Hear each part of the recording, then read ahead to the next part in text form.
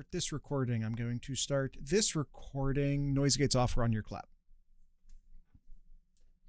All right, here we go in 3, 2, 1.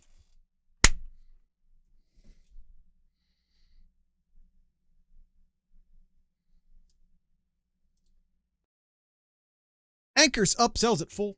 Welcome to the Sloopcast. How you doing today, Kyle? Doing all right, Jared. How are you doing? Doing good. Sniped you. Spikes with the assist. There you go. Chat does not disappoint. Yeah. It's Jared's favorite jokes. time of the year. Inside jokes. Jared's jokes. favorite time of the year. Discord jokes. Can I get one Kyle's Wolfpack, please? No, we're not talking about them. Yeah, thank you, Malty. We are talking. Did someone delete it? Oh no, it just got. Wow. Oh, that's so funny. We were talking about Jared's golden. Sorry to all the podcast listeners. This is some Discord goofery going on right now. Discord.thesloopcast.com. Always be plugging. All right, Know your enemy. Minnesota, Jared's Golden Gophers. Coming into this season, undefeated. Jared, no, I'm sorry, no, they lost. We all came into this season undefeated. I almost got it. Almost. 3-1 coming into this game. 3-1 with coming off a 3-point victory over Rutgers. Now we were talking, Jared, about Rutgers here real briefly before we started recording here. Yeah. Rutgers has a pretty okay, I can't say it because we're within that 10 minutes, but has a pretty killer alternative logo. Their secondary logo is amazing, and I love it, and they should make it their primary logo. But Kyle, we're not talking about Rutgers or logos today. Yeah, we are talking about Jared's Golden Gophers here. So let's get to know our enemy here. Looking at the stats here, if you're watching us on YouTube, you can see bunch of numbers, bunch of names on here. So try to break this down here. But overall here, looking at the numbers, offense, defense, players on the offense and defense, kind of middle of the road, kind of a middle of the road team. And it's kind of what you expect from this Minnesota team. Points per game, only about 22 points, letting up 21 points a game. Middle of the road of points per play, yards per game, yards per play. I think the only thing that they really stand out here, Jared, is on the rushing defense. They are number 10 in the country, only letting up 83 yards per game, and 13th in yards per rush at 2.8 yards per carry. I think it's probably the two things that really stick out, as well as their third down conversion on offense, 50%. Pretty darn good. Darn good. And I want to say, in case anyone's curious, these stats do exclude Northwestern State. But even beyond that, the competition has not been great. Buffalo, who they quite frankly struggled against. They lost to California. That's the Cal. Not very good team. They did defeat Rutgers, as Kyle points out, by a field goal last week. Kyle, who loses to Cal?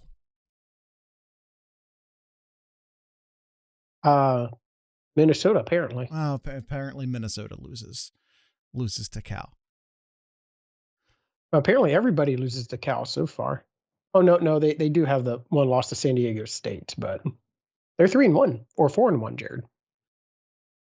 Yeah, as Malty points out, not San Diego State.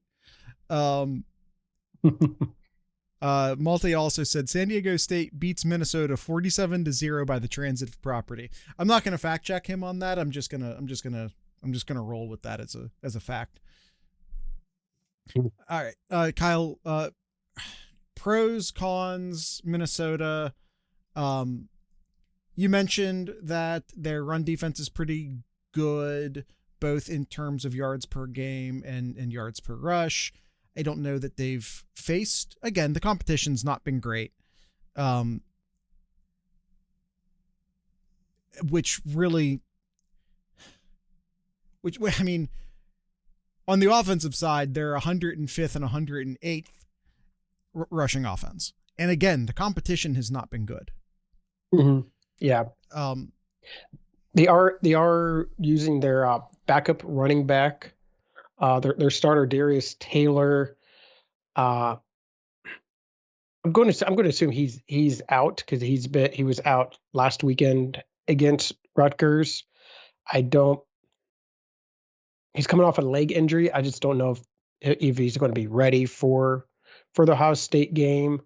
But that's why I like the numbers. It doesn't appear all that great because with their main running back out and all that. So Fame is your boy?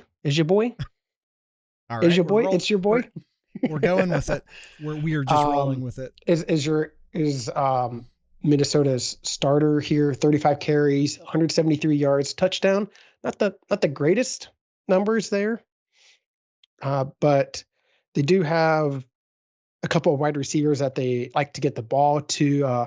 Javon Tracy, Lamek Brockington, and Jalen Smith, all with a good amount of catches and touchdowns to go with them. And Jamison Greer is also very active in their passing game, their tight end.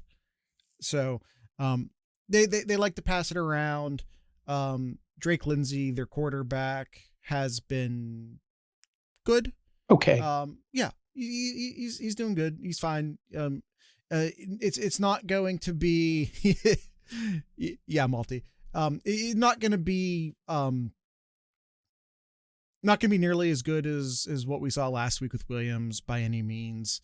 But he's also, a competent quarterback. He's not. He's a Minnesota quarterback. Like I don't know how else to say it. Like he's fine. He's fine.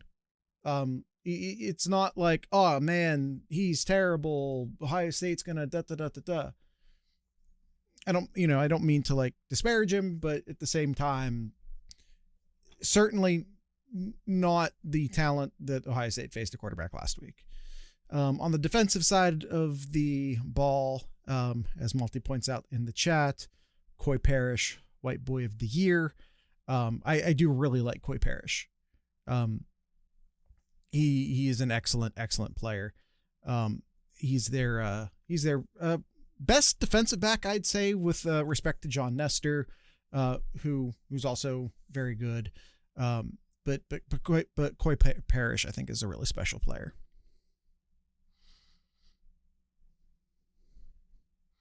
Who else they have on the defense, Kyle? Oh, I talked about their defensive backs. Yeah. No, they're Anthony Smith is their defensive end, has 4.5 sacks already. Devin Eastern actually has a lot of tackles for being a defensive tackle already. 11 tackles. John Nestor, their defensive back. Well, you talked about the defense backs already. Sorry. The linebackers, Devon Williams, 31 tackles already, and Maverick Brananowski. I like that name, Maverick Brananowski. 25. It's a good name. 25 tackles for the season so far. Again, nothing kind of like really screams out, but definitely their safety is I think is really the key player to watch for Minnesota's defense. 4.5 sacks for Anthony Smith is pretty good. They are 5th in the country, defensively speaking, with their sack rate, about 11.5%, which puts them 5th in the country. So that's very impressive on their part. Again, competition or lack thereof acknowledged. About middle of the road offensively is as far as their sack rate goes.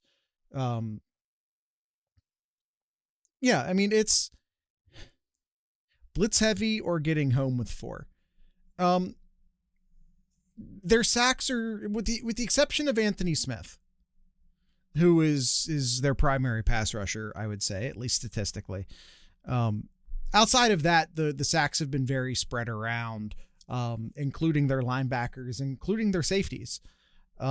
So they won't blitz Ohio State, so it doesn't matter. Austin, that is a very good point. I imagine, because this is just how teams play Ohio State now, that they're just going to soft shell the entire time. They're going to force Ohio State to put together and they have the safeties to do it. Like, how do I say this? Minnesota's a middle of the road Big Ten team, which means they have deficiencies, but they still have very good players. They have deficiencies that you can take advantage of. There are holes in their roster, but that doesn't mean that there aren't really good players on the team. They have really good pass rusher in Anthony Smith, 2 really good defensive backs in Nestor and Parrish. Maverick Brananowski, really good linebacker. Devon Williams, really good linebacker. They have good players, but they don't have 22 players at that level, if that makes sense. They have that right tackle. What's his name? Oh yeah, Philip Daniels. Oops. Austin says they won't blitz Ohio State, so it doesn't matter. At least not often enough for it to matter. They'll go cover 2/4, mix in cover 1 with Parrish. Yeah. They've got a Lamborghini in the trailer park in Parrish. Yeah, it really is. And I want to say that he's not, they have some very good players on their defense. I want to be very clear on that. They have enough good players on their defense that they can, like I said, execute that soft shell, force Ohio State to put together long drives. Ohio State's not going to score 35 at halftime against Minnesota. They're not going to score 28 at halftime against Minnesota. We will not see the second string start the second half against Minnesota. That being said, Ohio State should win fairly easily.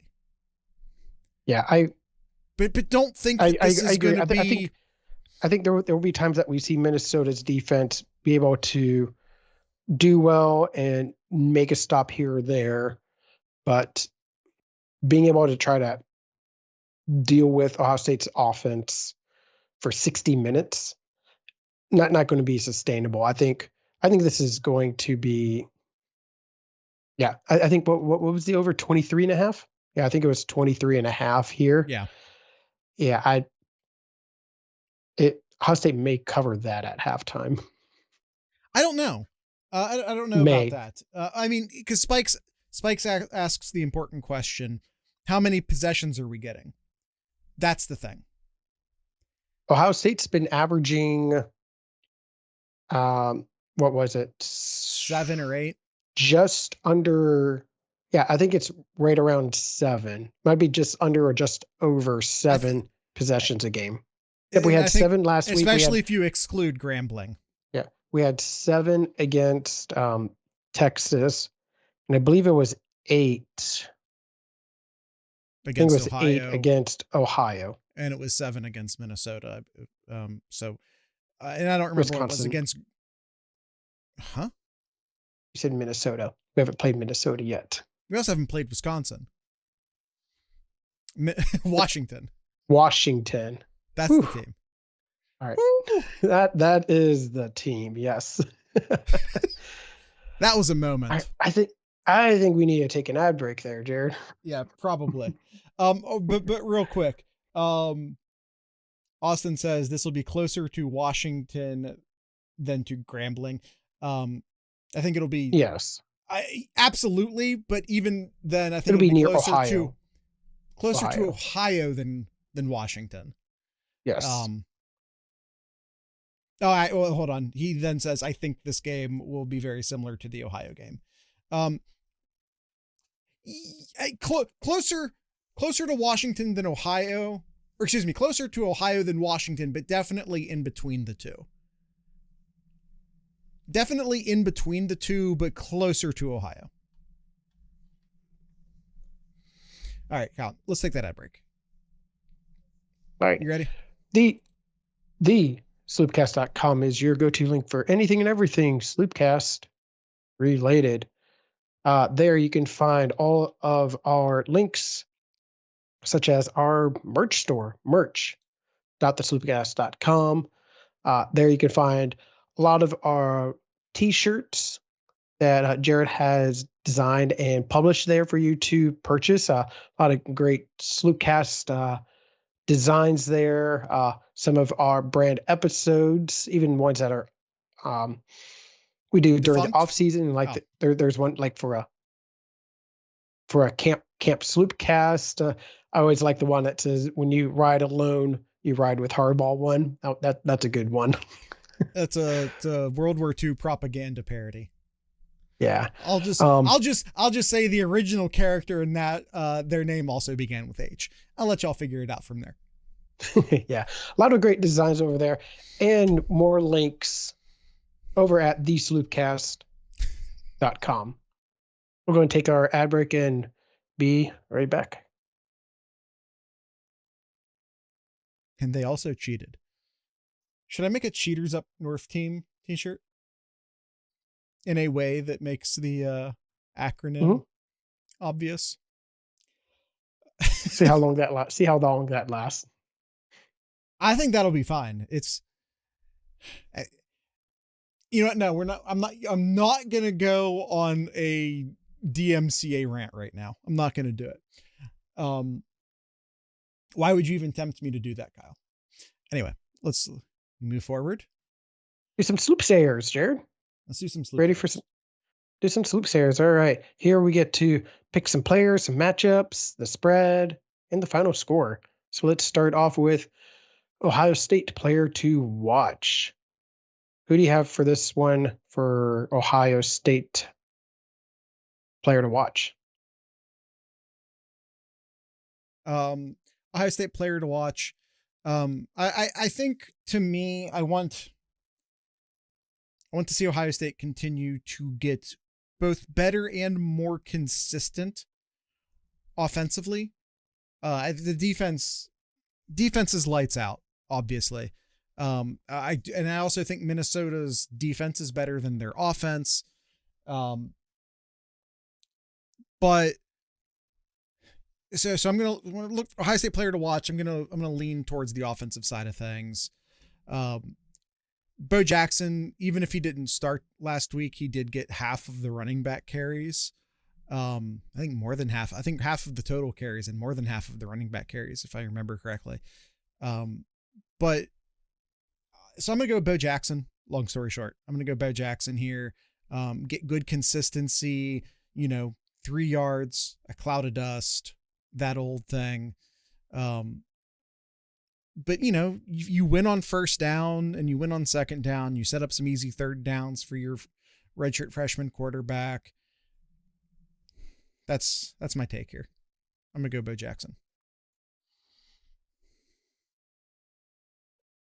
All right, I think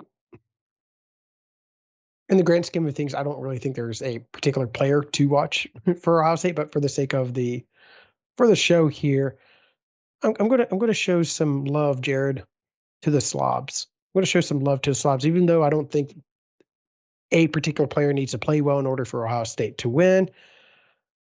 I'm gonna go with Carson Hinsman. He's been absolutely killing it all year. Absolutely. We don't talk a ton about the offensive linemen. We talked a little bit here and there about some of the coverage that they do on the rushing, pass, protection, and all that. But Hinsman's absolutely killing it this year. So I'm going to show some love and have him as my Ohio State player to watch here. Austin Sareveld injured a man by pancaking him. Yes, he did. He did, yes. Enemy player to watch. The correct answer here is Coy Parrish. It absolutely is. It absolutely is. But if you're going to go on the offensive side, I mean, it's got to. I think I probably would go with their probably their long threat here, and that's probably, um, gosh, I think I would go with Javon Tracy here. 12 catches for the year, 204 yards, 2 touchdowns. Um, if Minnesota is going to have a shot in this game here, they got to be able to somehow pass against Ohio State and be able to put up points here, because they're not going to be able to run well against Ohio State. So I'll pick Javon Tracy here on the offense. I don't dislike that answer. All right, Austin asks, "What's their punter's name?" Maltv says, "Tom Weston is the punter." I just felt I had to look. Yeah, that's fair. The player to watch might be the punter. Key matchup. Tom Weston. Yep. All right. He's Australian, by the way. Aren't they He's an all? Australian punter. Yeah. Ohio State has 2 Australian punters. They're all Australian. All the punters in college are Australian. Key matchup. I don't know. Where do you want to go with the key matchups here? The easy answer is Ohio State's offensive line versus Minnesota's defensive line. That's the easy answer. It's also the correct answer, but that's the easy answer. Again, you're trying to be consistent. Key matchup is my attention versus Miami, Florida State. That's fair. But sometimes easy answer is the correct answer. It's our offensive line versus their defense. How well can Minnesota's secondary slow down Ohio State's wide receivers? Is my key matchup. All right. All right. The spread here, Jared, 23.5 points to the home team that wears scarlet and gray. And if you watch Collegiate Chaos, you know that we've both already picked Ohio State to both win and cover. I think it's going to be tough for Minnesota to score in this game. Ohio State has yet to allow a team to score in double digits. I don't think it changes this week. I'll even put Ohio State's score this low because I think that the possessions are going to be limited again. So I'm going to go Ohio State 35 and Minnesota gets a late junk time touchdown and they have 7. Very, very close to me. We were almost exact, Jared. I added in an extra field goal in there. 38-7 is my final score. Yeah. Austin also very close. He's going with the triple field goal. He has 35-9. Spikes says 34-6. Malty's typing. I bet he's given us his answer. What's the over under on this game? Is it like 44, Kyle? I'm about to pull it up here. I think it's like 44 or 45. Right there, right between there, Jared. 44 and a half. Yeah. Mm-hmm. And that's pretty much my points right there is 45. So yeah, I'm like 3 under, almost there. Like 2 over. Yeah. It might be high, but I'm going 45-6. If they can get 45-6 if they get like some big plays. If they can get some big play, especially if you get like a defensive touchdown or like I said, like a really long play, some turnovers, just something quick scores to up the total number of possessions, and you could get 45-6. I think if they have to go 10, 12 play drives, eat up, 8-10 minutes, it'll be hard to get to that number, but big plays, defensive touchdowns, turnovers that put you right into the red zone, stuff like that, you could get 45. I think the only thing stopping them from 45 is the clock and the number of opportunities. All right, let's finish off strong here, Jared, and do some Austin over unders. All right, let's go. All right. Let's see. Let me pull this up here. All right. First one here, Jared. We have Lindsay completions. Well, actually, he starts off over unders for Jared's Gophers. Lindsay completion for the game he has set at 13.5. Ooh. Oh man, that feels low. I'm not saying it's wrong, but it feels low. So completions, if we're looking here, Jared, 31 completions against Rutgers, 19 against Cal, 8 against Northwestern, and hold on, Kyle. Northwestern State. Yep. And then 19 against Buffalo. Yeah. But I think maybe how long will he be in the game and will they throw the ball? They'll have to throw the ball. Yeah. Over. Yeah. And that's why I want to say overs, because I feel like they have to throw the ball. They'll have to throw the ball a lot. Correct. All right. Arvel Reese, fan favorite here among the Sloop Cats here. Arvel Reese tackles 7.5 for the game. I'm not even sure what he's getting here. I'm sure Austin knows for picking that one, but that here's I think that's a good number for him here, as I'm trying to buy some time for me looking up his numbers here. 7.5. He only broke that once this year, and that was week 1 against Texas. I once again, I feel like the big challenge here is the opportunity to get tackles. Yeah. How many first downs is Minnesota actually going to get? How much clock is Ohio State's offense going to chew up? How much time of possession will Minnesota even have? Do the starters get pulled for the fourth quarter? For all those reasons, I think just due to a lack of opportunity to get tackles, I'm going to go under. Yeah, I'll go under as well for all those reasons as well. Let's see. Minnesota team yards per carry at 3.23. They are averaging 3.3 rushing yards per game, or per carry, excuse me. I'll go under.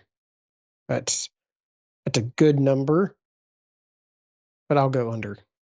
Bottom half, or well, right at half. I think actually technically just barely top half of the nation in sacks allowed offensively.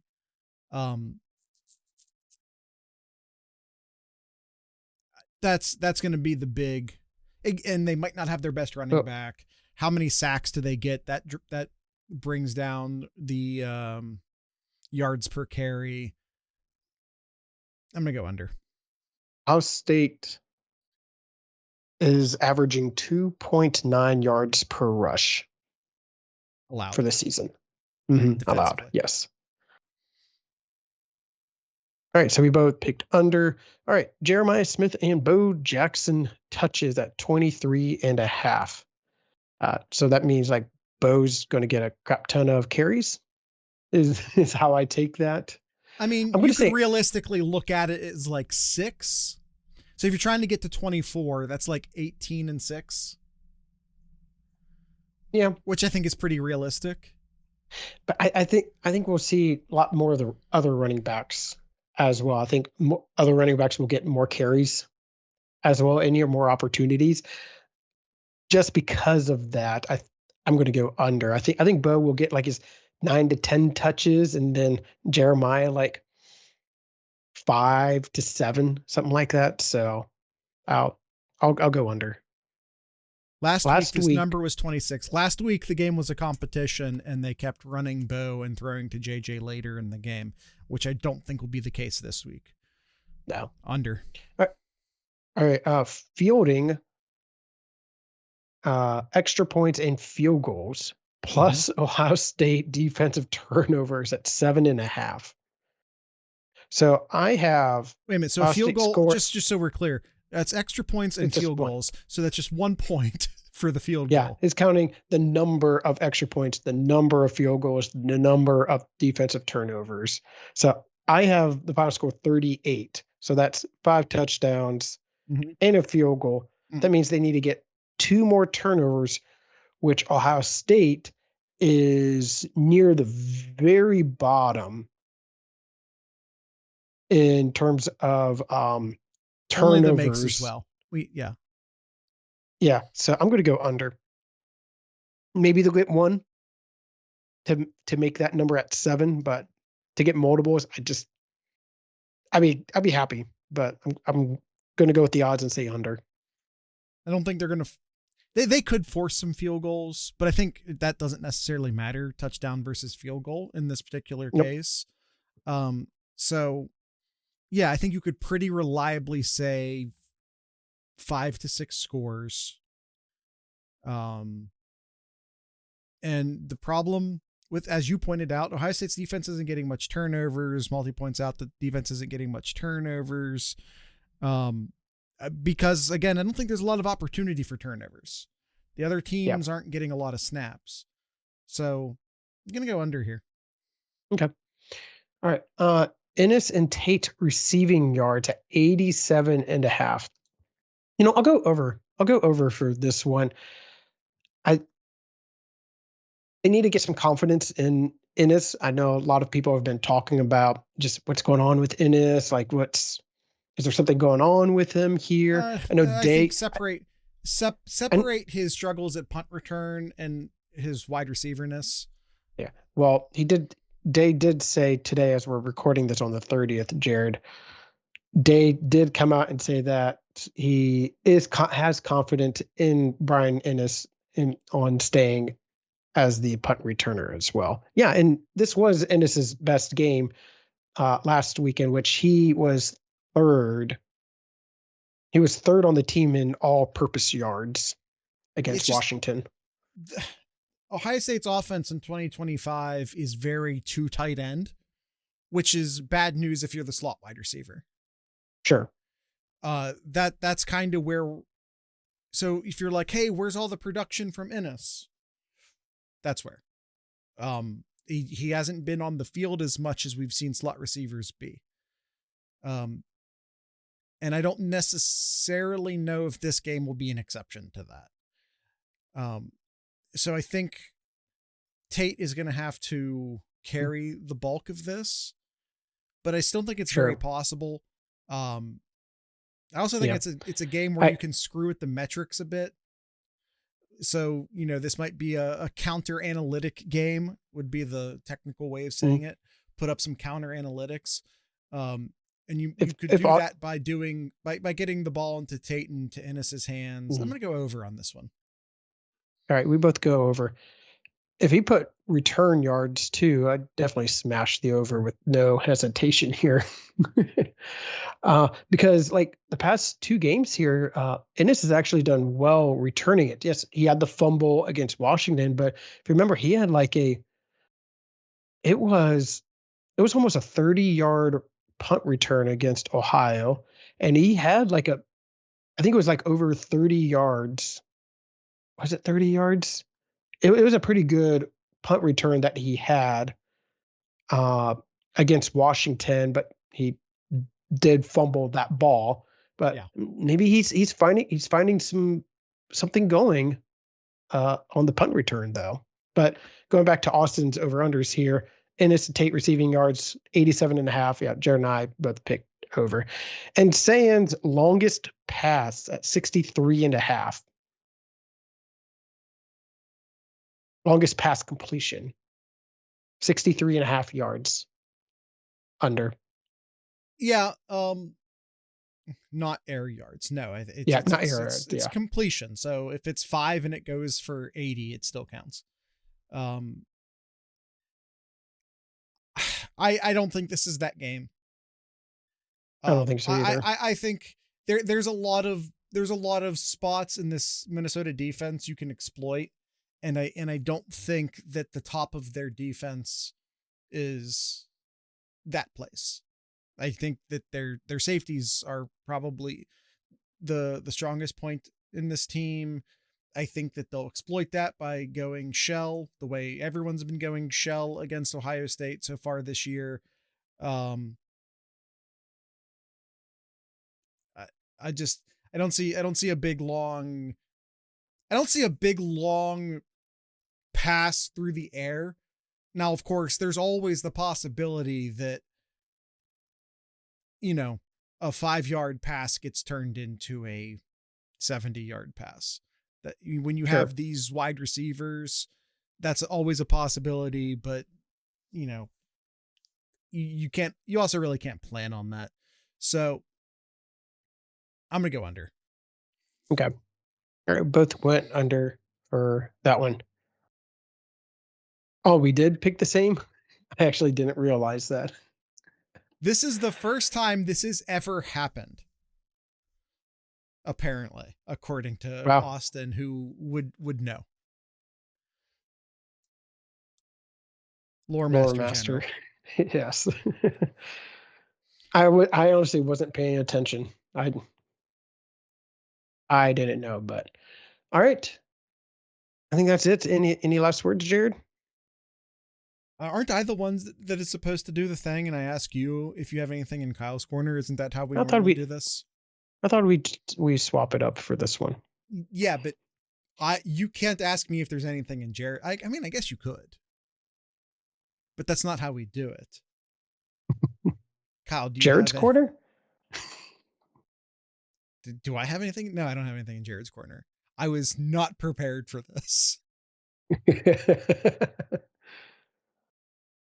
Wait a minute. I do have something in Jared's corner. You do?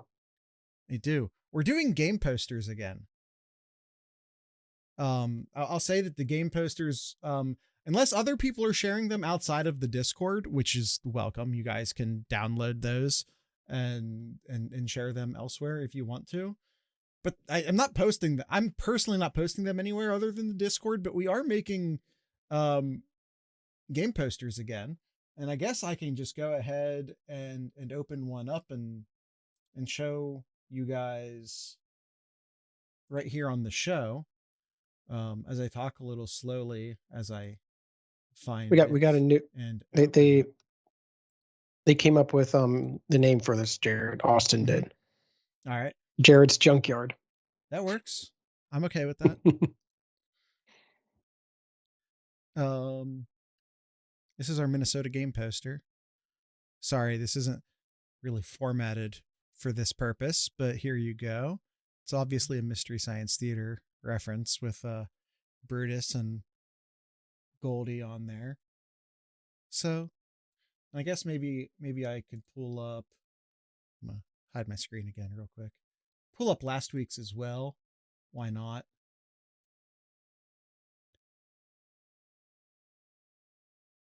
This was our one from last week, which is a Into the Wild reference. You can only find them on the Discord server, unless other people are sharing them elsewhere. I'm only putting them in the Discord server. And again, so unless people are like downloading and posting elsewhere, which once again, you're welcome to do. Anyone in the Discord server, I don't care, as long as you don't move our Sloopcast watermark from it, or it's not even a watermark. It's just in there. But you know what I'm saying. Anyway, game posters. We haven't done game posters in a few years. Discord.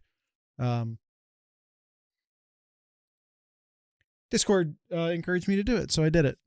But I don't really have social media. We don't really. Neither I nor the show really have social media at this point, so I didn't really have anywhere else to put it. So join the Discord if you want to see the new game posters every week. There. What did we decide it was, Kyle? Jared's Junkyard? Okay. That's Jared's Junkyard. We like alliteration. All right. With that being said, we Snarls. Go ahead. No. Follow through. Name of the band is Snarls. Do it. Nope. Really? I'm going to screw up Jared. So Really? Yes, Jared. Coward. Just kick us off. Coward. No, kick off is at the beginning. You're right. Let me handle this. So with all that being said, I'd like to encourage everyone to drink local beer, listen to local music, and of course, support your local podcasters. Once again, the name of the band tonight is Snarls.